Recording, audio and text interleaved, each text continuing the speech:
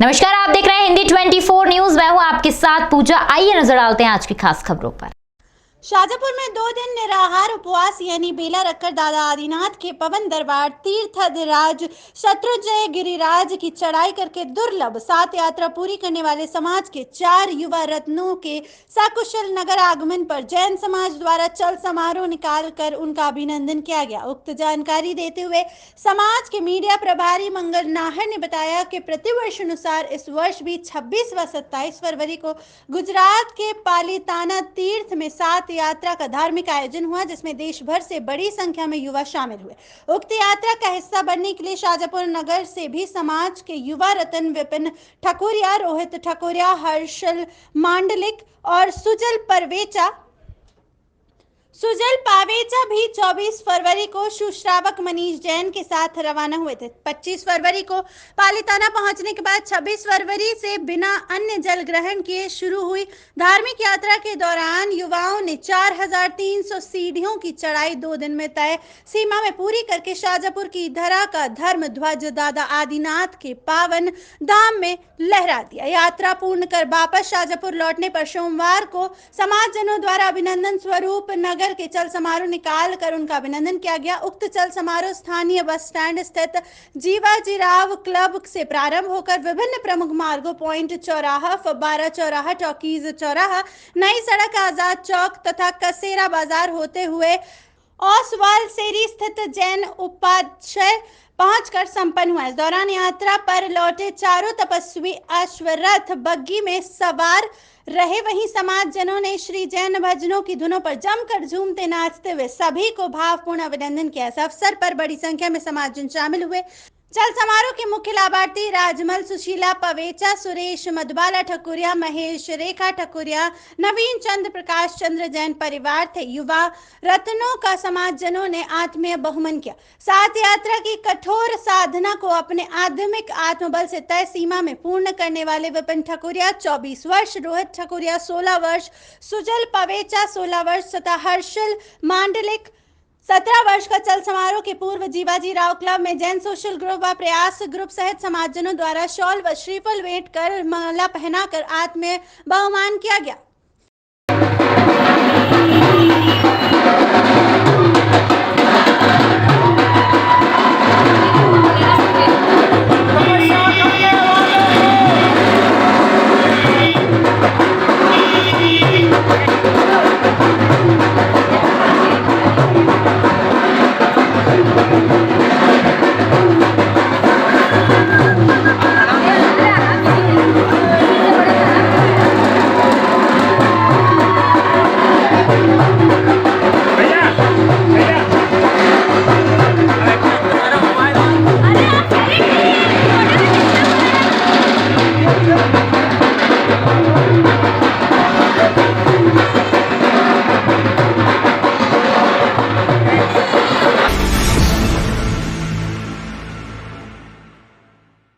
पूर्व सीएम दिग्विजय सिंह के जन्मदिन पर ग्राम पंचायत पांडरवानी लालबर्रा द्वारा एक अनूठी पहल की गई, जिसमें अब रोज हजारों लीटर पेयजल व्यर्थ बहाने से बच जाएगा। एक हैंडपंप से पानी पीने के लिए एक व्यक्ति प्रतिदिन 5 लीटर पानी व्यर्थ बहा देता है। यदि 24 घंटे में एक हैंडपंप से 100 व्यक्ति पानी पीते हैं तो करीब 500 लीटर पेयजल व्यर्थ हो जाता है। इस प्रकार सैकड़ों हैंडपंपों से हजारों लीटर पेयजल की बर्बादी होती है।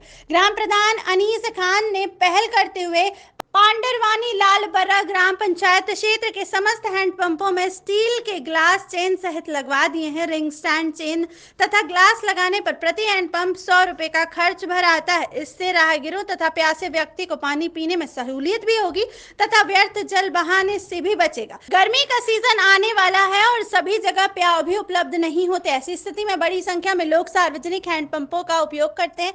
जल संरक्षण के क्षेत्र में पूर्व में भी ग्राम पंचायत पांडरवानी लालबर्रा द्वारा जिले में सबसे अलग और बेहतर कार्य किए गए हैं। जो है हमारे राज्यसभा सांसद महोदय जी का जन्मदिन के अवसर पर उनकी प्रेरणा से ग्राम पंचायत पांडरवानी के जितने भी 85 हेडपम्प, सभी हेडपम्पों में जो है आज गिलास लगाने का काम किए। गिलास लगाने का फ़ायदा ये है कि कोई भी व्यक्ति एक हेडपम्प में यदि पानी पीता है को 5 से 6 लीटर पानी बह जाता है व्यर्थ में और सिर्फ आधा लीटर के करीब वो निकलता है। हमने इसमें जो है चैन सहित स्टैंड सहित इसमें गिलास लगाया है, तो निश्चित रूप से एक व्यक्ति यदि पानी पीने आएगा तो 5 लीटर उसका पानी बचेगा हेडपम्प पर। इस तरीके से यदि 100 लोग एक हेडपम्प में पानी पीते हैं तो प्रतिदिन एक हेडपम्प 500 लीटर पानी बचाएगा। तो हमारी पंचायत में 100 है हेडपम्प, तो मेरा मानना है 5000 लीटर पानी प्रतिदिन बचेगा।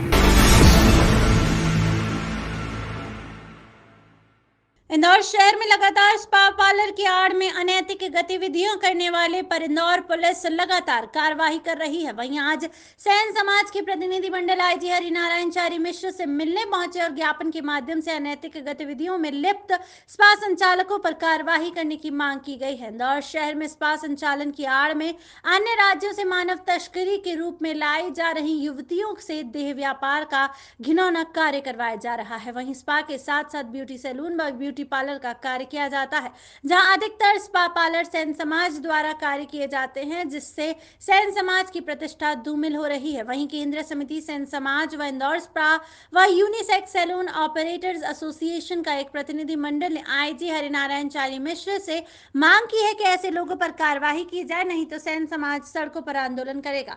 वहीं आईजी ने बताया कि स्पा पार्लर के आड़ में जो अनैतिक गतिविधियां संचालित की जा रही थी, उस पर पुलिस लगातार नजर रखे हुए है। जैसे ही सूचना मिलती है तुरंत कार्रवाई की जाएगी। अभी सेन समाज के एक प्रतिनिधिमंडल के द्वारा ज्ञापन दिया गया, जिसमें इनके द्वारा बताया गया कि कुछ लोगों के द्वारा, इनके समाज के कुछ लोगों के द्वारा जो स्पा चलाए जाते हैं, उसमें कई बार शिकायतें आई हैं, कई बार कार्रवाई हुई और कुछ लोगों के कृत्यों के कारण पूरे समाज को कई बार अपमान का दर्द झेलना पड़ता है। मुख्यतः इसको ध्यान में रखते हुए जो सामान्य तौर पे जो स्पा हैं और जिस तरह के अगर कहीं किसी इस तरह के स्पा में कोई अवैधानिक गतिविधि चल रही है तो पुलिस लगातार नज़र रखती है। बहुत सारी कार्रवाइयाँ हुई हैं। पिछले दिनों भी एक बड़ी कार्रवाई विजयनगर क्षेत्र में हुई, जिसमें बहुत सारे लोगों पे इसमें सख्त कार्रवाई की गई है और अनैतिक देह व्यापार निवारण अधिनियम में भी इसमें कार्रवाई की गई है। तो इसको देखते हुए पुलिस को लगातार निर्देशित किया गया है कि अपने सभी क्षेत्रों में किसी भी तरह की किसी आड़ में अवैधानिक गतिविधि को न चलने दें, उस पर लगातार निगाह रखें। जहाँ तक इनके समाज से जुड़े लोगों का है, अगर किसी भी समाज के कोई व्यक्ति हो अगर इस तरह के अवैधानिक गतिविधि में लिप्त होगा तो उस पर कार्रवाई सुनिश्चित की जाएगी। सर, जिन थाना क्षेत्रों में इस तरह की अनेक गतिविधियाँ चल रही है, क्या थाना प्रभारियों पर भी कार्रवाई होगी उसके लिए? हाँ, निश्चित तौर पे अगर कोई भी अवैधानिक गतिविधि, किसी भी तरह की अवैधानिक गतिविधि अगर पुलिस को जानकारी में हो रहा है तो निश्चित तौर पे संबंधित लोगों के विरुद्ध भी कार्रवाई होगी। बहरहाल अभी जो पुलिस को सूचना मिली थी, पुलिस ने उसमें तत्परता से कार्रवाई की थी और इनका यही कहना है कि मात्र 3-4% लोग इस तरह का काम करते हैं और पूरे लोगों को एक सामाजिक तौर पर इस तरह का अपमान महसूस होता है। तो इसमें जुड़े जो तथ्य इन्होंने उपलब्ध कराए हैं उस पर कार्रवाई की जाएगी।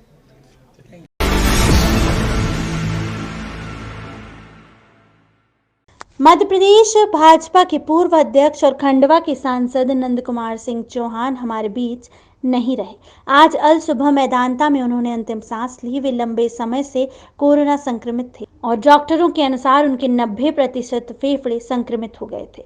ज्ञात रहे कि उन्हें गत दिनों गंभीर हालत में भोपाल से दिल्ली एयरलिफ्ट करके ले जाया गया था। उन्हें दिल्ली में मैदानता अस्पताल में भर्ती करवाया गया था, लेकिन डॉक्टरों की भरकश कोशिश के बाद भी वे बचाए नहीं जा सके। नंद कुमार सिंह चौहान भारत की 16वीं लोकसभा के सांसद थे। स्वर्गीय चौहान के पार्थिव देह आज दोपहर एयर एम्बुलेंस से खंडवा हाईवे पट्टी लाई जाएगी और वहां से बुरहानपुर ले जाया जाएगा। अंतिम संस्कार गृहनगर शाहपुर में होना संभावित है।